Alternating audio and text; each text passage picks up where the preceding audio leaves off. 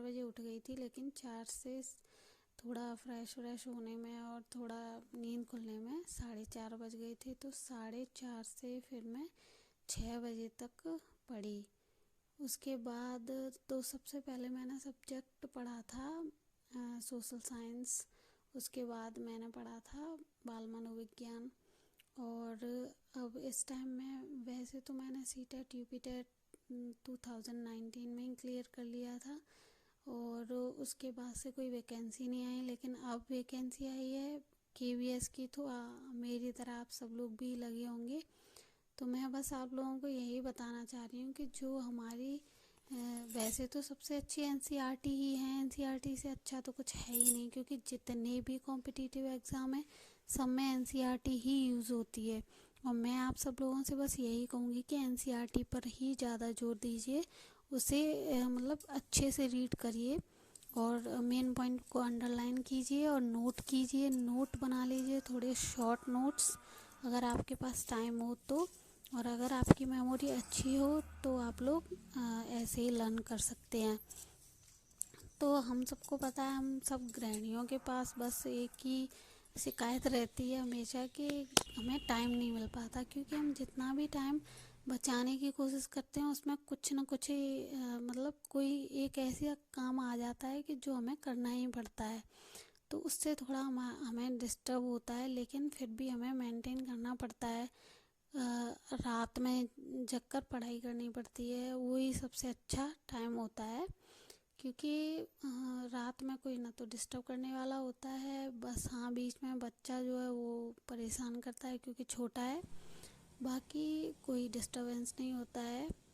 तो घर के कामों के साथ साथ देखो, घर के काम तो सभी को करने होते हैं, वो तो मस्ट है, इसीलिए उसकी तो कोई कंप्लेन करनी ही नहीं चाहिए, क्योंकि वो तो भाई जिम्मेदारी है, वो तो करनी ही पड़ेगी। तो इससे कोई मतलब दिमाग पर वो स्ट्रेस भी नहीं लेना चाहिए कि हमारे ऊपर इतना लोड है।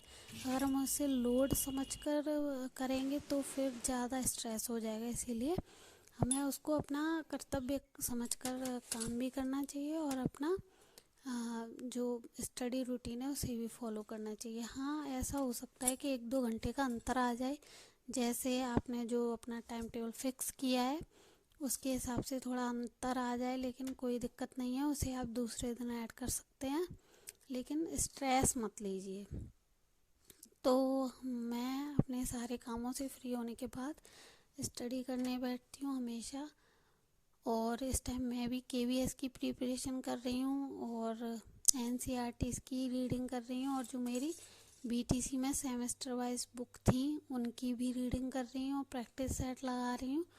तो उम्मीद करती हूँ आप लोग भी अपना बेस्ट देंगे, बेस्ट करेंगे और लगे रहिए, क्योंकि वैकेंसीज तो बहुत कम हैं according to time period and population, लेकिन हमें जितना मिल रहा है उतने में ही लगे रहना चाहिए।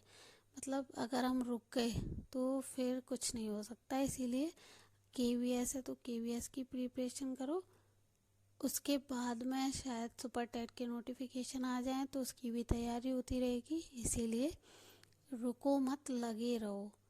तो मैं बस आप सब लोगों से यही आशा करती हूँ कि आप सब लोग अच्छे से अपना पढ़ाई करें और टाइम निकाल के पढ़ाई करें। और मेरी वीडियो अच्छी लगी तो लाइक कीजिएगा, सब्सक्राइब कीजिएगा। और मैं बस यही उम्मीद करती हूँ कि जैसे हम एक दूसरे को कभी जानते नहीं हैं, ना ही देखा है, ना ही कुछ भी, लेकिन एक कनेक्शन सा हो जाता है अपनी बातों को शेयर करने का।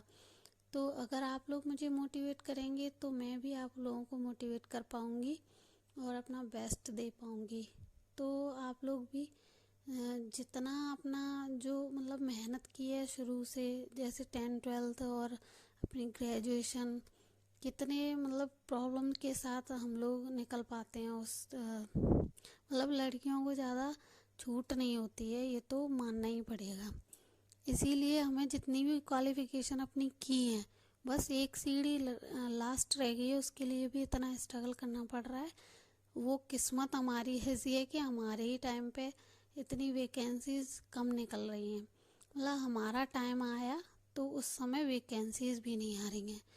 तो हमें मतलब मतलब डिमोटिवेट नहीं होना है। कभी कभी तो मैं भी हो जाती हूँ, लेकिन आप सब लोगों से यही कहूँगी कि डिमोटिवेट मत होइए, खुद भी मोटिवेट होइए और मुझे भी मोटिवेट कीजिए।